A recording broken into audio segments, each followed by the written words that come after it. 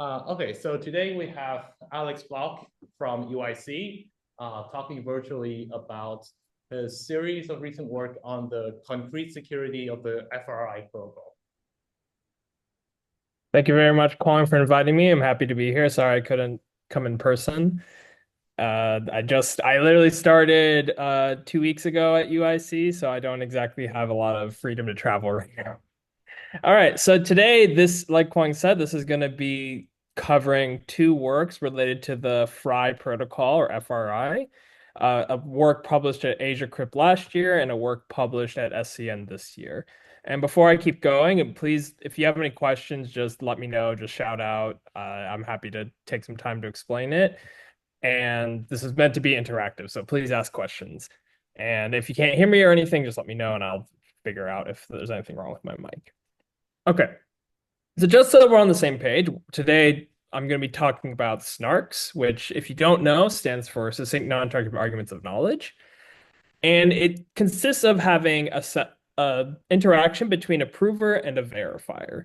So the prover you should think of as like Amazon because it's very computationally powerful, and the verifier is like your mobile phone. This is a classic example that we like to use.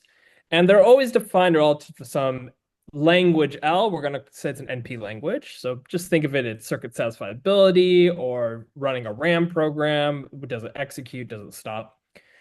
And the verifier asks, hey, is X in this language? Is the circuit satisfiable, for example? And the prover comes along and says, yeah, I know a witness that can certify the fact that X is in this language. So it's in this relation. And the prover is going to send this proof string, which we call pi.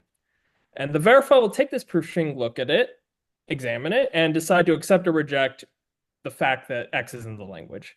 Of course, the trivial interaction is the prover just sends the entire witness W, but this is often undesirable because W can be very huge and we want it to be small.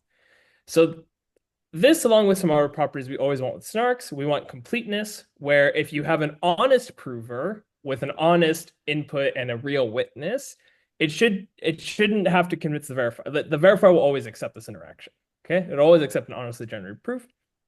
Then you define epsilon soundness, or it's actually computational soundness for any non-instance. So for any unsatisfiable circuit, as my running example, all computationally bounded polynomial time adversaries, you cannot convince the verifier that the circuit's satisfiable, except with some small probability, which we call epsilon, that depends on the size of the instance X and the security parameter lambda.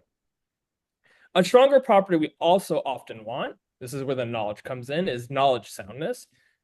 Here's the formal definition here, but intuitively what knowledge soundness says is that if I hand you a convincing proof, if I'm a cheating prover and I hand you a convincing proof, then you should be able to extract a witness from me.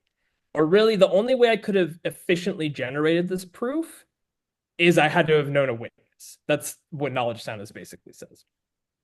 Okay. And then succinctness, there's lots of ways to define this. I prefer defining it as being sublinear in the witness size. You want to do better than the trivial solution, which is just sum of the witness. And ideally, you want something that's like polylogarithmic. Square root's also fine. There are practical systems that have square root proof size. But really, we would like polylog. That's like, or even logarithmic, or even constant size. There are some proofs that are constant size, but polylog is pretty good too. Okay. So today I'm going to talk about one paradigm for constructing SNARKs, and it follows this idea of taking what we call an interactive oracle proof and then transforming it into a non-interactive argument. And it consists of two steps, or three steps, sorry. One, you're going to construct what we call in a public coin IOP for this language L. Show of hands, how many of you have seen or heard of an IOP before? Okay, good. So some people haven't, so let me just go through this real quick. So an IOP is an interactive proof where, again, you have this setup. There's some language L and NP that we're considering. IOPs can actually prove things up all the way up to non-deterministic exponential time, but we only care about NP for this talk. And now we have a computationally unbounded prover. This prover can do whatever it wants. But in the interaction, what it's specified is that every round the prover's message that is sent is an oracle. So you kind of take this big oracle string and write it in the sky for the verifier to look at later. The verifier doesn't have like explicit access to it. It can query the oracle at points. And then because it's public coin, the verifier is going to send a random uniform challenge C1. And you do this for some number of rounds, R plus 1, whatever, however you want to define it. And what happens at the end of the interaction is the verifier is going to query these oracles again at random points. It's going to toss some public random coins. It's going to query each oracle at, say, some constant number of points. It's going to do some computation with that information and output accept or reject. And we're going to want the same properties of this IOP system. We're going to want completeness, soundness, knowledge soundness, but now with respect to this computation bounded prover. So you have this really powerful information theoretic object that you can't actually like use in practice. Like, how do you say I write an oracle in the sky for you to look at? Like, that doesn't make any sense. So we're going to take one step down to make it more tractable in the real world. And we're going to have the prover commit to the oracles. We're going to have them commit to the oracles, these oracles F1 through FR, R plus 1, whatever, using a random oracle, okay, or a hash function if you really care what happens in practice. This is SHA-256 or whatever. So we have some random oracle H now, and our prover is going to still be computationally unbounded, but it can only make a bounded number of queries to the random oracle. It can only make Q queries, like 2 to the 100 queries or something. Not that many, that's way too many, but like 2 to the 50 queries, something like that. And now, instead of sending the entire oracle string, you're going to write down the oracle. The oracle you can think of as just a one big table. You know, the ith entry is some string FI. And you commit to it with a Merkle tree, where the roots are these entries in the oracle. And now in the previous picture, right, when the verifier would have queried these oracles at some points, you instead ask the prover. You say, hey, I want this point of your oracle FI. I want 0.5 of your oracle FI. And the prover will give it to the verifier along with a Merkle authentication path that the verifier can use to certify that, yes, this is a correct answer to my query, and then do the same computation it did before in this like step 3 or the step 2. Okay, so now we've gone from this like information theoretic framework with oracles that can't be written down anywhere to one where you can actually write down the oracle strings as these Merkle roots. I think they have they're lambda bits or whatever, kappa bits. But now it's still undesirable in practice because this is interactive. We don't like interaction. Interaction is expensive in the real world. We want things to like you wanted to set it and forget it. So now we apply Fiat-Shamir to this protocol. Fiat-Shamir just says, hey, you have the prover messages, which in this case are these Merkle roots. Because the verifier is public coin, I can use the random oracle to generate the verifier messages anyways. So rather than have the verifier send these public coins, these CI, these public challenges, you're going to hash them with the random oracle. I'm leaving out a lot of details, like you should really actually have 2 different random oracles, or like if you have one random oracle, you can still do this. You have to do domain separation, all these other things. Conceptually, that doesn't matter. Just actually it matters. So, but for purposes of talk, don't worry about it. And right, so the proof now just consists of the Merkle roots, along with the Merkle authentication paths and the queries that were generated, or the Merkle authentication paths for the queries that were generated by using the random oracle. And now anyone with that random oracle, you assume everyone has access to the random oracle, can certify this proof by doing the same computation the prover did, given the messages. Okay. So Fiat-Shamir, maybe Kwong's talked about this before. People don't do it right in practice a lot of the time. And even if they do, we know in general that if you have super constant round protocols, so log round, linear round, whatever you want, even in the random oracle model, it's not guaranteed that your protocol remains secure after applying Fiat-Shamir. So the quintessential example is like you have an interactive proof, a constant round interactive proof with constant soundness. So if you have soundness error 1/3, there's a standard way you can amplify it, either by parallel repetition of the protocol or sequential repetition of the protocol. Like if I repeat this protocol with soundness error 1/3 k times, I can get soundness error 1 by 3 to the k. So it can get very small very fast. But in Fiat-Shamir world, this is still insecure. It's still soundness error 1/3. And I'm happy to talk about why that's true, but for now, you just need to know that it's true. This is what you can do if you're not careful. And it's like I was saying, in reality, when people use Fiat-Shamir, people build these systems using interaction and then removing it from Fiat-Shamir. It's often you see in the paper, we prove soundness of this thing, we apply the Fiat-Shamir heuristic, and that's it. And then they use their system. They actually use it. And where is soundness lost if you're spending multiple rounds? Like where should they think about? so right. So in the example of this sequential repetition, right? So when you sequentially repeat a constant sound protocol, you can get the soundness error down to one like 1/3 to the k. Sure. What happens in Fiat-Shamir is because that one block of the protocol has constant soundness error, you can use Fiat because you're hashing now. When you hash the verifier messages, because the soundness error is 1/3, you can just keep doing this in that round, and you can get a bad verifier challenge that makes your proof go through that's bogus. And then you just move on to the next one, do the same thing because of the constant soundness error. Okay. Okay. So it's important that I guess it's important that we do like parallel. Okay, repetition. I see. So even there's attacks on parallel repetition also. You can also do this kind of same idea with parallel repetition. The kind of intuitively what happens if you just kind of blindly do it independently, you can break things. But like if you somehow like you're doing parallel repetition, but actually you're kind of interleaving what happens in between like the repetitions. I'm not explaining it well, but if you can kind of link them together somehow so they're not independent, then you can get rid of some of these attacks. But basically, if in isolation you sequentially repeat in isolation or parallel repeat in isolation, you can attack these protocols. Okay. I mean, yeah. I think I see what you have to like hash like the previous hash bit. I see. Okay. Yeah. Okay, good. Good question. Good question. Okay. So yeah, like I was saying, people who, for a long time, it was okay. We didn't really know much about how can we actually instantiate super constant protocols that are Fiat-Shamir secure. It's now 2024, and there's many ways to do it now. And what we did in this work was say, okay, there's this protocol called FRI, which people are actually using to move money around, and there's no Fiat-Shamir security proof.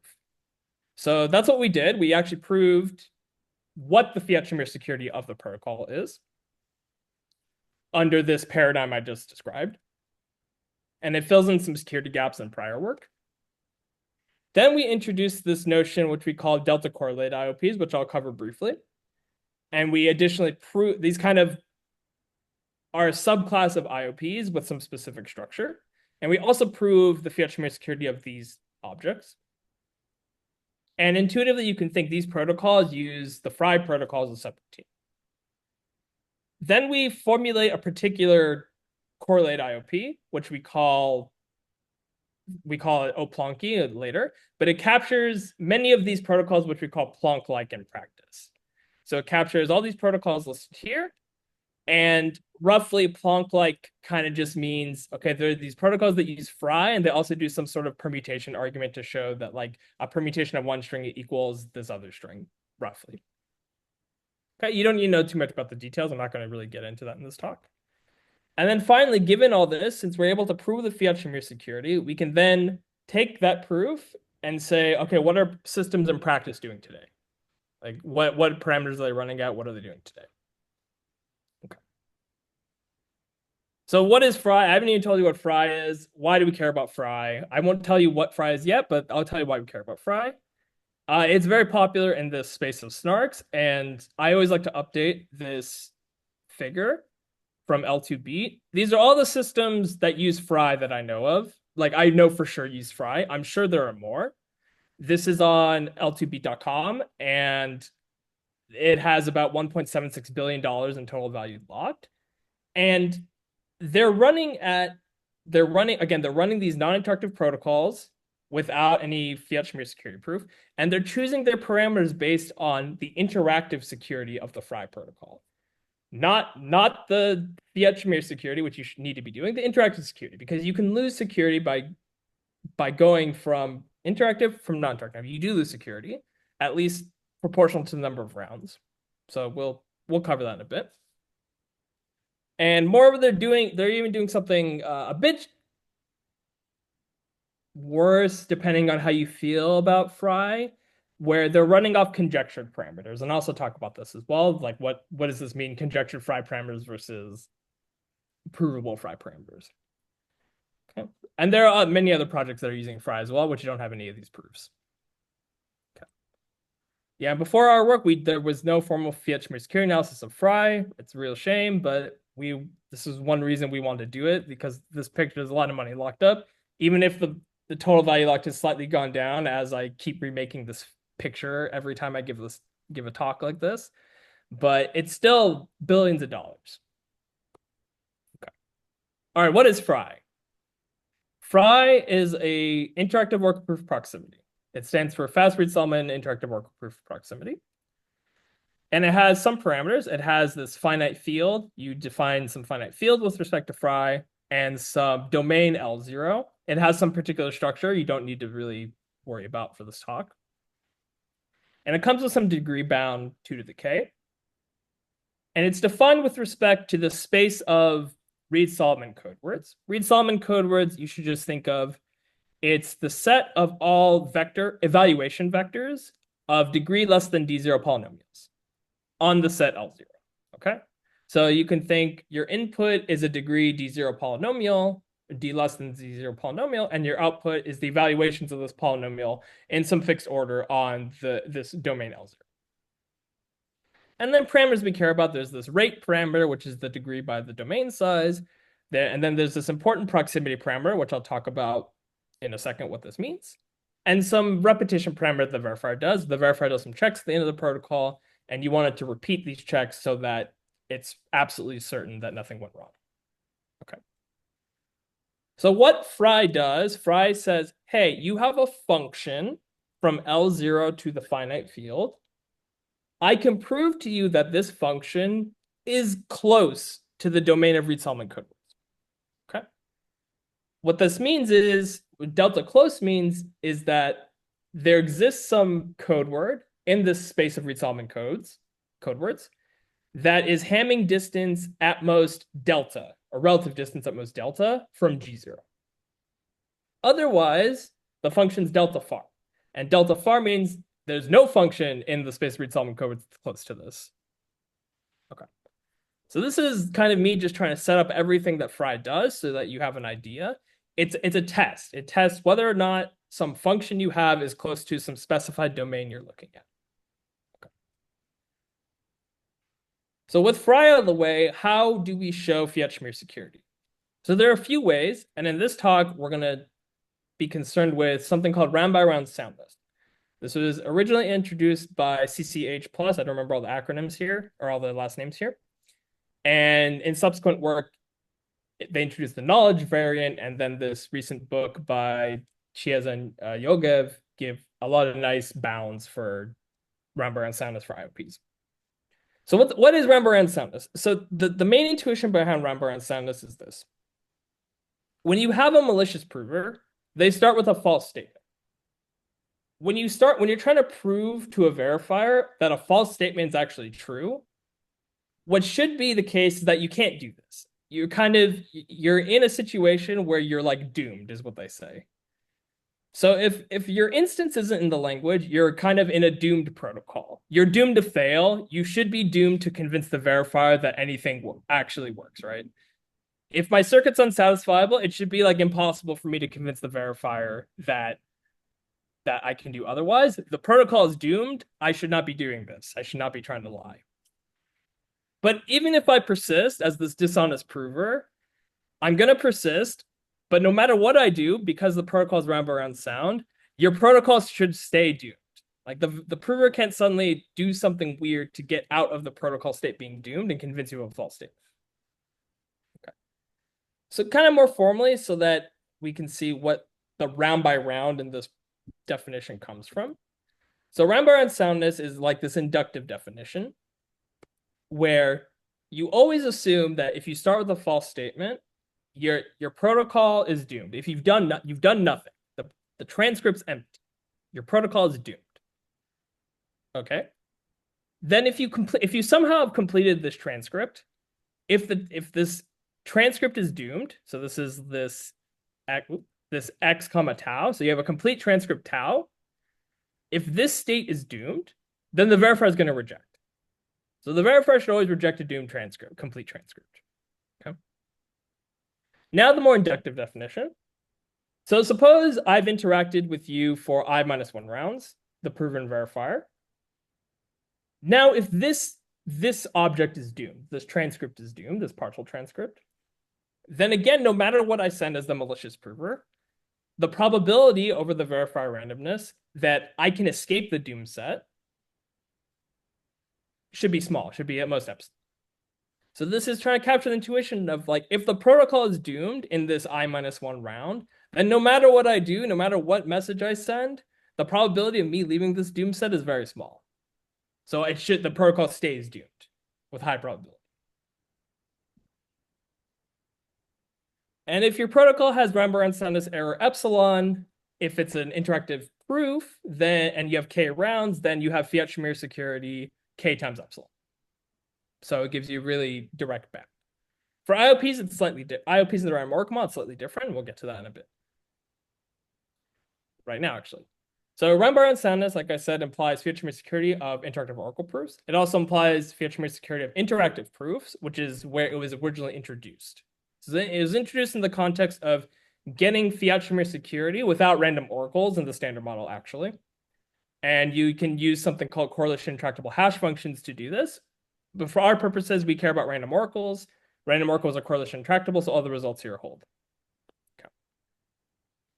So in the random oracle model, if you have an adversary that can only make Q queries to the random oracle, and you assume a kappa bit output on the random oracle, and you have an IOP that has R rounds of interaction, then round-bound soundness error epsilon will give you this Fiat-Shamir security error. Okay, I'm not going to say it. Q plus R times epsilon plus this Q squared term. This Q squared term you should think of from our previous discussion on the paradigm. This is like the error of finding a collision in the hash function, right? So notably, if you look at my paper right now, this is slightly different than what's written in the paper, because this is actually, I was notified in like August by Ale and Elon that they've updated their book to actually have better provable bounds, which look like this. Whereas before, the bounds that we were using were from some of their prior work that kind of just said it was like Q times epsilon and didn't really, they had like a rough proof, but things still need to be updated. Like things are changing still, even like now in the space, which is very cool. So this figure, this quantity that you show is the best bound right now. It's the best that we know, yeah. It's the best bound that we know right now. Thanks. This is specifically for using that transformation I described, where you turn an IOP, you take an IOP, you Merkleize the oracles, and then you apply Fiat-Shamir to that protocol. Mm-hmm. Yeah. Good question. Okay. All right, I have to flash you our main theorem in the paper. So we just proved the FRI protocol has this round-bound soundness error. Okay, I'm not going to read it out to you. It's like a horrible mess. The important point is that we proved it, and I'll show you kind of the rough idea of how we proved it. And the same result holds for a variant of the batch FRI protocol. Again, I'll discuss all of this, like what does this even mean? What does all this stuff mean? And again, by your previous slide, this implies Fiat-Shamir error Q plus K times the round-bound soundness error plus this collision probability for the Merkle tree, basically. Okay. So this is what it looks like. It's kind of this horrible, ugly thing. The conjectured bounds are much nicer, but it's dubious whether or not they're true. But we'll get to that later. So how does this compare with like the actual interactive security of FRI? So the best provable interactive security of the FRI protocol looks like the sum of these three epsilons. And we prove that it's just the round-bound soundness error is the max of like this first one and this third one. Intuitively, the reason why is that in the interactive version, you kind of always you have to consider the protocol as a whole. So you kind of look at the protocol as a whole, what's happening as the protocol as a whole to prove soundness. But with the round-around soundness error, you basically look at the protocol at an individual state in time. Like I look at it in round I, and you can look at it around I, you assume something has already happened, and you prove that something else can't happen. So that's why there's kind of this separation of the sum versus this max. But this is how it compares to the best interactive soundness. Okay. Cool. So let me briefly tell you about what correlated IOPs are. So correlated IOPs take the idea of having an interactive oracle proof and say, okay, we're going to now enforce that all of these oracles sent by the prover are what we call delta correlated. And delta correlated just means that each of them is delta close to the space of some space of read-solvent code words. Okay, so for instance, fixed space. And you additionally give the verifier query access to some oracle O to kind of certify this fact. Okay. So you're kind of restricting your IOP now in one way, and then you're giving the verifier a bit more power in another way.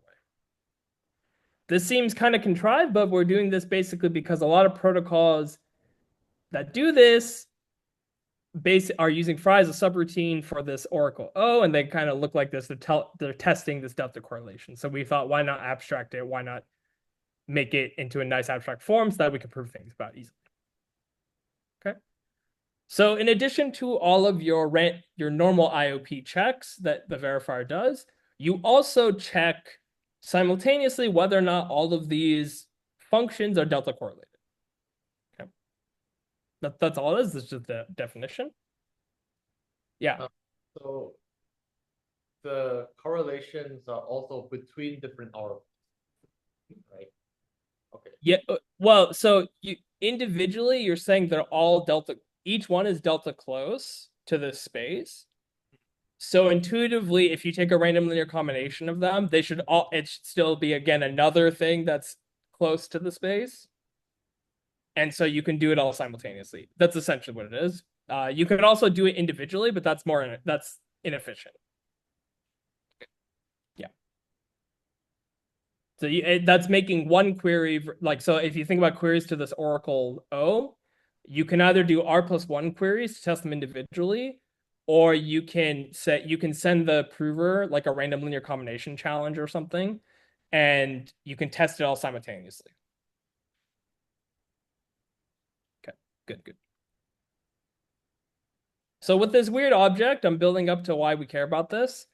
So if suppose you have some delta correlated IOP, well, if for delta equals 0, this object has round by round soundness error epsilon.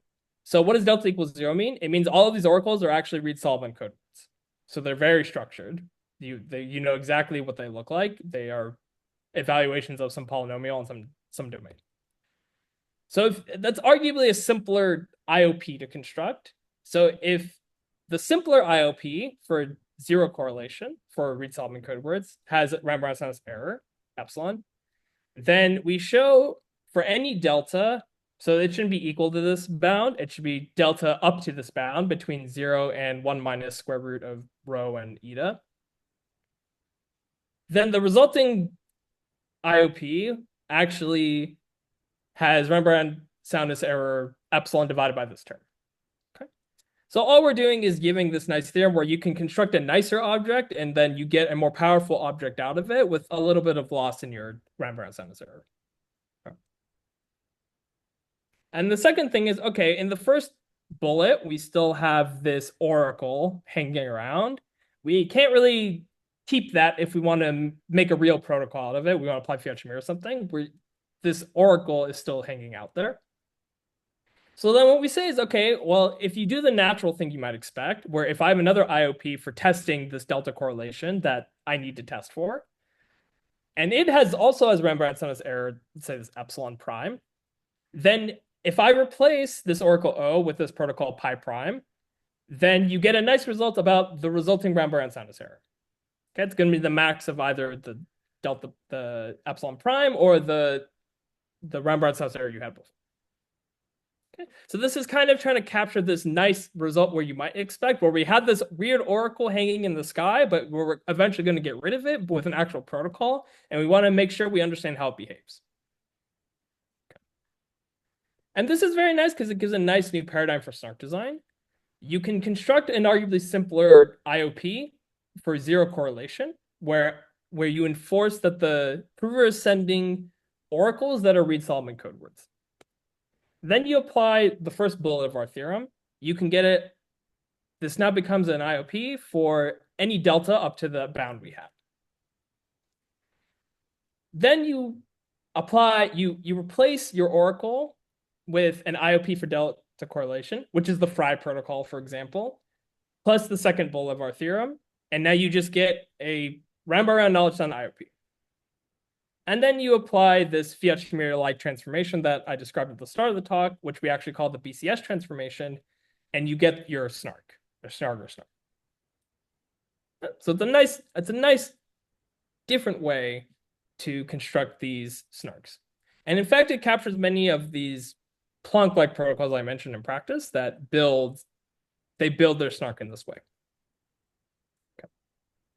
Let me pause real quick. Is there any questions on this? Yeah, okay, that's fine. Okay. Right, so what else do? We then say, okay, look, we have this nice framework. Let's try and capture things in practice. So what we do is say, okay, we're going to construct this delta correlated IOP, which we call Oplanki. I'm not going to tell you what it is in this talk. It's very complicated and messy, but this is just so you know. And this is capturing what I described again before, these Planck-like protocols that use FRI as a subroutine. And we then prove again that this protocol has round-by-round soundness. And then using that, plus our round-by-round soundness result about FRI, we're able to show the round-by-round soundness of many protocols in practice, like these Planck-like protocols, this protocol called Redshift, and our techniques also extend to the ETH-STARK protocol and this other RISC-0 protocol. And ETH-STARK also independently showed the protocol was round-by-round sound after our work came out. Yeah. So I guess my recollection was that the ETH-STARK and RISC-0 does not really use permutation arguments. It uses error constraints. So yeah. What do they actually use now? So they still do use those. It's just with our like delta correlated framework, you can. So remember, like I said, the Planck-like stuff, it roughly means it's a permutation argument plus FRI, but it's not like exactly that. So you can, while Oplanki doesn't exactly capture ETH-STARK and RISC-0, the techniques we use to prove like the round-by-round soundness of it can be applied to ETH-STARK and RISC-0 as well. Yeah, that's a good catch. It's kind of like it doesn't quite fit in with it, but it fits in enough where we can use our same techniques for it. Maybe follow-up question. Yeah. So did you have a model of these ETH-STARK and RISC-0 in your work, since they don't follow Oplanki? Like what sort of statement in your work did you say about the round-by-round soundness? So we basically just said, okay, so like these are the differences between like what Oplanki is doing and like how it's different. Sorry. So we have Oplanki does one thing, and this is how like RISC-0 and ETH-STARK differ from that, but it's not different in like a way that really changes the analysis. And we basically give an argument for like why does our analysis still work for this, basically, and give like, okay, you can do this or that to like do the matching, basically. Thanks. Yeah. Okay. All right. So with the time I have left, we'll see how much I get through, and some of it will probably be quicker or less quick than others. But I'll tell you what the FRI protocol looks like, and I'll give you an overview of like what is this round-by-round soundness notion. I'll talk about the variants, and then I'll also talk about the FRI security of today.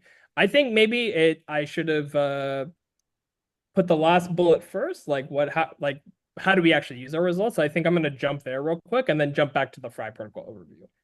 I haven't even told you like how FRI operates and things like that, but it's not super important. It's what's more important is like how people are using FRI and like what's happening in practice. But well, I'm going to make sure I cover that, but I'll just keep going for now. Okay. All right, so FRI is this weird protocol. Not weird, it's a very popular protocol that consists of two phases. So in the first phase is what we call this folding phase. You have your prover and verifier, and the setup to FRI is, if you're honest, you say, hey, I have this code word. I have this read-solving code word G0. And I give you Oracle access to it. Now what does the interaction look like? The verifier says, okay, here's a random challenge alpha. And now we want to fold this Oracle G0 into a new Oracle G1. What does this look like? Here's some technical details. You have your original domain L0. You kind of half the domain. So the domain has this special structure where if you square everything, it's another nice domain. Okay. And now you half your degree. And now you take G0 as a polynomial. You write down the left, like the left half and the right half. What this really means is you have even coefficients and odd coefficients. And you define G1 as a random linear combination of these even odd coefficients, so that you get a polynomial of half the degree, right? So I take my left coefficients, which are going to be the even coefficients, my right coefficients, which are going to be the odd coefficients, and you say left plus alpha times right, and this gives you the coefficients of a degree D1 polynomial over the space L1.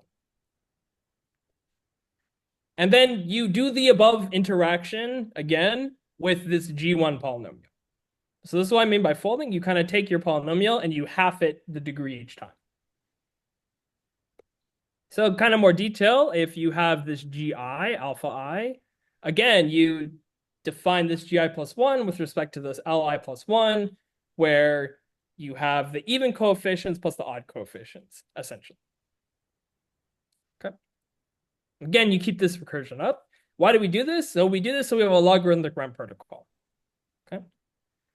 At the end of this folding phase, there's something called the query phase. So you fold for log D0 rounds until you get to degree equal to 1. Now, the verifier has all these oracles, G0 to GK minus 1. The final thing you send in, the prover sends in FRI IOPP, and this is very important, you send this function GK. It's a constant. You don't send an oracle here. You actually send a value. And that's very important for the soundness of FRI. You have to send an actual string that the verifier reads fully here. Okay. Again, this is crucial for soundness. If you don't do this, you can actually break the protocol pretty easily. So this is actually a very subtle and important point in the FRI protocol, where the last thing the prover sends is an actual description of a polynomial. In this case, because the degree is less than 1, it's a constant, so you can actually just send the constant. And now during the query phase, this is where the verifier now kind of checks consistency of all the oracles together. So in one check consists of querying each oracle at 2 positions, and then you check consistency between the layers, and you repeat it L times. So I'm not going to get too much into details of this, but there's a way where you basically only sample at the top, you sample some points at the top, and because of the structure of your domains, it generates the points you queried for all the polynomials in every round. And you check these queries via this Lagrange interpolation. So you say, I sampled this as 0. I can compute from S0, I can compute 2 challenges that correspond. I square S0, and then I take the other square root in the set above me. And then you query your oracles at all these points, and you kind of keep doing this to define these Lagrange polynomials, and then you check whether or not these things are equal between rounds. Okay. So I don't want to spend too much time on this just because it's a lot of math, a lot of detail. Let's see how we use this fact to show Rambar soundness of FRI. So remember Rambar soundness, we start doomed. The protocol is doomed, which means X is not in the language, which means for our case, this Oracle G0 is delta far from the space read Solomon codes. Okay. So I have my malicious prover here who wants to say falsely that G0 is actually in the space read Solomon codes. So we always enforce that at least the verifier has access to the actual G0, right? If I can lie here, if I can give you some other bogus G0 star that is close, then the protocol just continues. So intuitively, G0 is the instance of the language, so it is far, so the verifier has access to it. Okay, so we're doomed. Now I send this random challenge. And intuitively, what's the following that happens? So you get this random challenge and you fold your polynomial, you fold your function G0 into a new function G1.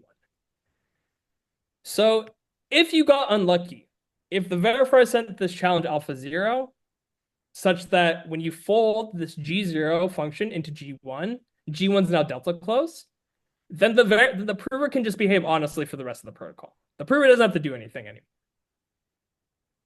It won the game. And what we know by prior work is that the probability this happens is actually upper bounded by this quantity here. I'm not going to read it out. This is the quantity that they prove. This is basically, we can use the prior results for the best interactive soundness provable security and get this upper bound. Okay. So intuitively, again, what's happening is basically if the verifier sent some bad challenge that turns the function G0 into G1, where G1's close, you're now in a state where the prover has to do nothing. The prover can just behave honestly and fool the verifier with good probability. So now we get to this like inductive assumption again. So inductively, we assume that this folded oracle, Gi-1, it's going to be far. It's a far oracle. It's not close to the space of read-solving codes we're considering now. But the prover is trying to convince you that the next round, the GI, it is. Okay. So what do? I send you this GI star, which is some function, may or may not be related to Gi-1. And the verifier sends the challenge. So what can happen? So what we say is that this protocol still stays doomed if either this function the prover sent it's not correctly folded. So you should think of when I have a star here, it's some arbitrary function that the prover has sent. When there's no star, it's like what the honest prover would have sent in this interaction. So the honest prover would have sent this Gi-1 and it would have sent GI correctly folded. So we said the protocol is still doomed if the prover sends something that's bogus, something that's not the same thing, or that should just be GI. Oh yeah, it's the next round. Or if the honest thing that would be sent in the next round is delta close. I know this is a little weird. This is kind of I actually talked with some other people on this. This is how we showed it. It's not necessarily the only way to show it, but it's this weird thing where either if the prover doesn't send the correct thing, the protocol kind of just stays doomed. And intuitively, the reason why is you're going to get caught in the final round in the query phase. Or the protocol stays doomed if the honest thing stays far.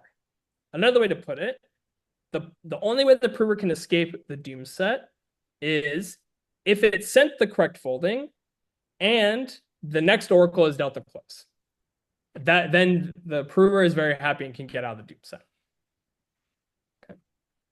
And again, this is the same argument we can apply from this prior work. We can show that it's upper bounded by this quantity. Okay.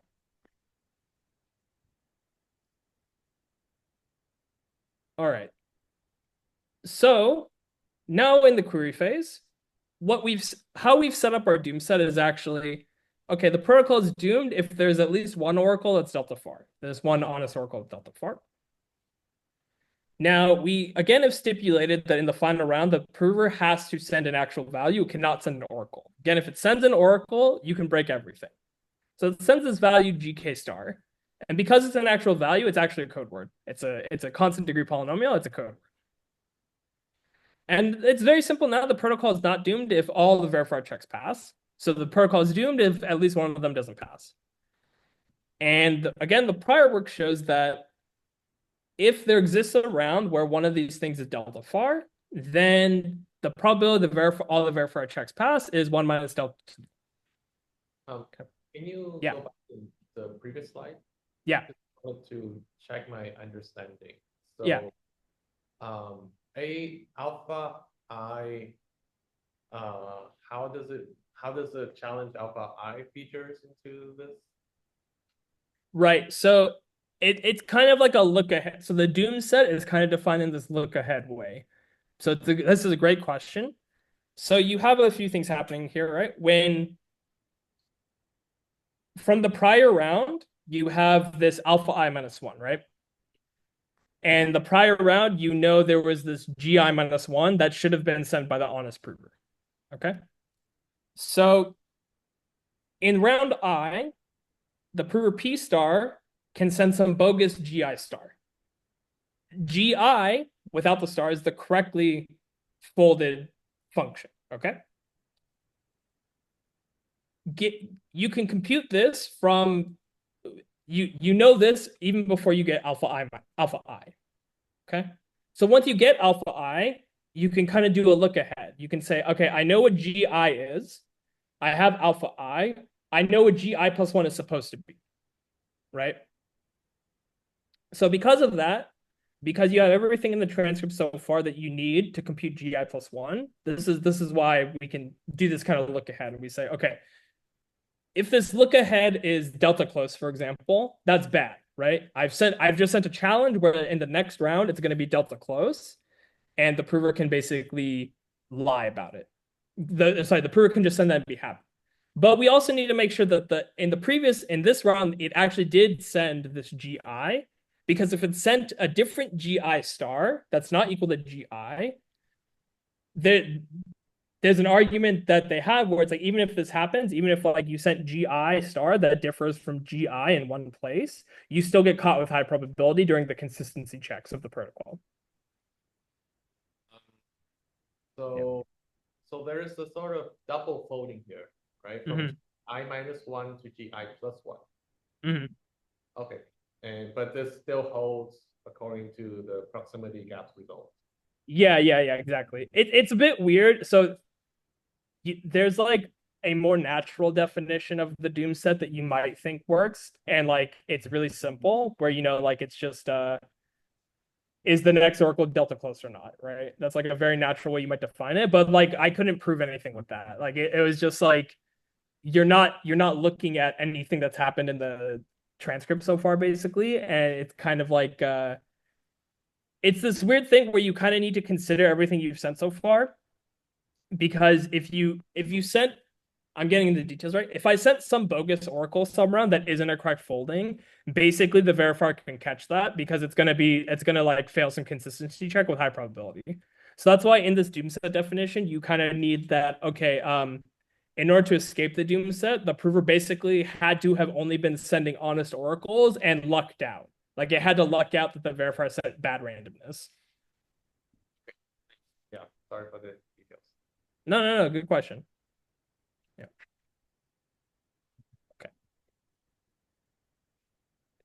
Yeah, okay, and then the final round, the doom, like again, we have this loose requirement of there's at least one oracle that was delta far at some point in the protocol state. And this is enough to say in the final round of the protocol, the verified checks pass with at most of this much probability. And this is basically wrapping up the proof. Okay. So this is like it seems a bit messy. It's really, Rembrandt's house is a nice way to look at a protocol, just because you kind of get to look at rounds in isolation and make statements about every round in isolation from the rest of the protocol ahead, but like you can depend on things that happened before. So just another note, there was a definition. The original paper that introduced Rembrandt's house didn't care about knowledge. They're concerned about SNARKs, so without knowledge. And then a later work by Chiesa et al. Introduced Rembrandt knowledge soundness, which again is a similar notion of like you have Rembrandt soundness, but if you can leave the doom set with better than epsilon probability, you can extract a witness from the transcript.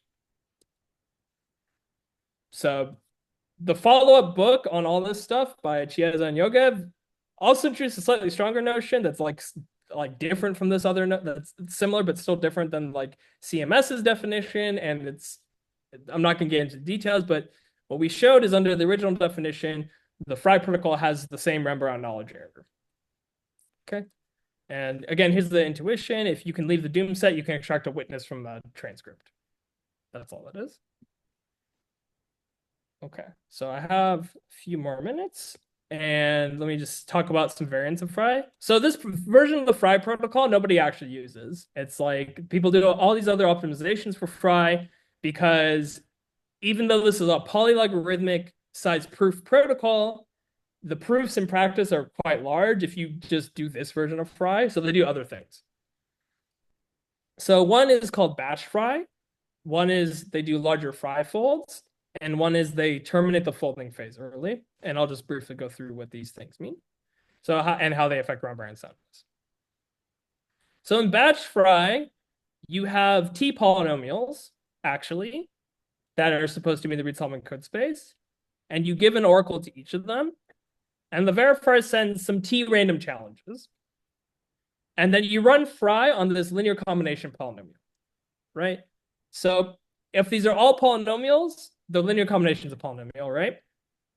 And then what you can show also, if at least one of them is delta far, this linear combination polynomial is delta far with high probability. Or if they're all delta close, then this linear combination is delta close. Okay. And then you can add this definition to your round-bound soundness doom set, and you get basically what you want. So how do you sample these lambdas? I kind of just said they're in the field. So there's actually two ways to sample them. One, which we call affine batching. So this is you sample each one independently. And then the other is what we call curve batching, where you sample one of them, and then the ith one is the original one to the power I. So actually the affine one is very nice because through the best provable bounds for FRI, you can show that the round-bound soundness error doesn't change. Right? It's exactly the same as the base FRI protocol, so that's a very nice guarantee.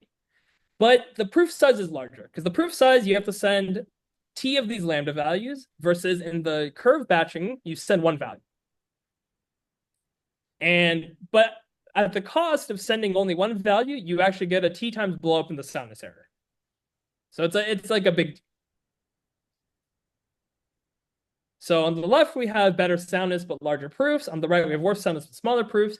You can do an interpolation between the two where you sample, let's say, what do I have T here? I sample K independent random things, and then I have T by K kind of curves there. Yeah. So when you Fiat-Shamir it, these challenges come for free, So what do you mean by larger proofs? You have to. That's true. Or maybe like when you do recursion, then like the verifier do less work with curve batching. Okay, yeah. So I guess it's no, that's a good point. I think when you Fiat-Shamir this thing, you do in fact would get like it wouldn't matter, right? Because like it just depends on how you define the lambda. But I guess the verifier has to do more work then. These definitely the proof's larger than the IOP, that's for sure. And it might also be because what actually happens with batch FRI is when I'm handed the polynomial. So what actually happens in batch FRI, this is getting into the weeds, like the person who proves batch FRI doesn't actually have control over the oracles, like all these oracles F0. They're just kind of handed to that prover along with maybe some random challenges or something. I don't remember exactly, but for whatever reason in practice, people still do the curve batching, even if what you say is true and like it doesn't actually increase the proof size, right? Because you're Fiat-Shamiring it. Like people still use the curve batching. So there's some reason for that in the actual instantiations of it. But that's a good question that I didn't catch before. So like in practice, there's some kind of proof delegation where like some entities just like specialize in producing batch FRI proofs. Yeah. Okay, thanks.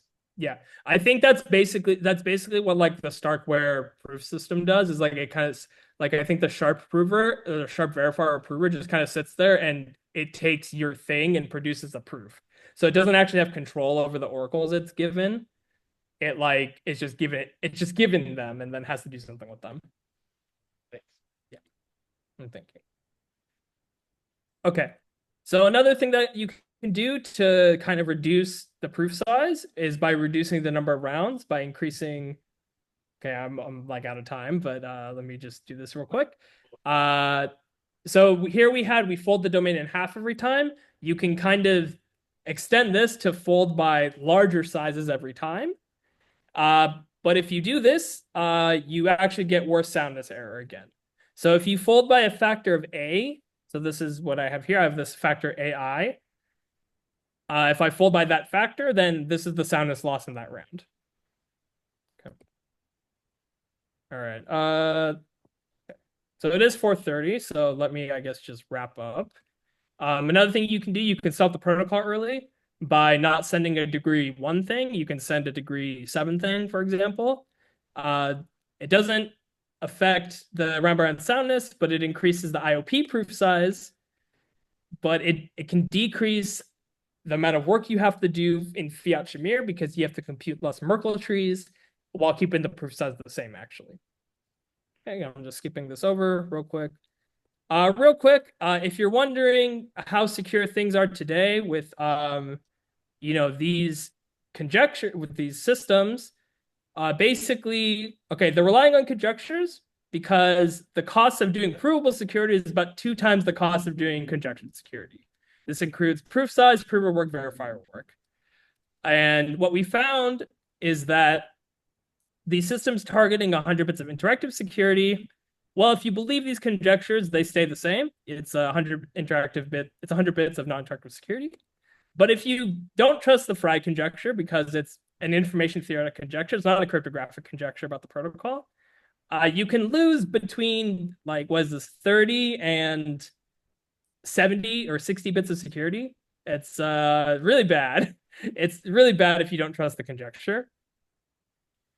And I didn't update this table. I didn't have time because going into all the repos and finding the code where they set the parameters is absolutely horrible. It's really terrible. But you can see here they have all these targets, and most of the, if not all of them except Lambda class, do not hit their targets. They really just really fall short of their security targets. Okay. And one final thing we do, we actually provide explicit trade-offs between, the query power of the adversary, the hashing power, and the success probability of an attack. And we give some recommendations. This was follow-up work. I just need to add more things to it. Okay, so finally, some caveats. We give like the best possible case analysis for the FRI protocol, like I talked about, like incorporating batch FRI and skipping FRI layers and larger FRI folds all affect the soundness error. Everybody does them in practice. So like this table is the best possible security guarantee they can get. And so they're not actually getting that. They're getting worse than that. And another thing is we're only analyzing for the FRI protocol. We're not doing it for the entire FRI, like the entire delta correlated IOP. So these systems are still doing this. They're saying that I'm saying my FRI SNARK to be this security level, and like everything else is also kind of like just set up to be a SNARK. But like what you actually need is an end-to-end security analysis of the whole SNARK. You can't just like look at one part, say it has the security, look at one part, says that this has security. You kind of have to do your whole analysis, which we didn't cover in this. We just did the FRI part. And we need to kind of slightly redo the graphs just that I have, because this new bound where it's Q plus K slightly changes things. It doesn't change things much, but it just needs to be updated. Yeah, so that's it. Thank you for letting me blab on about FRI and complain that people aren't doing Fiat-Shamir security properly. And if you have any questions, just let me know. Thanks.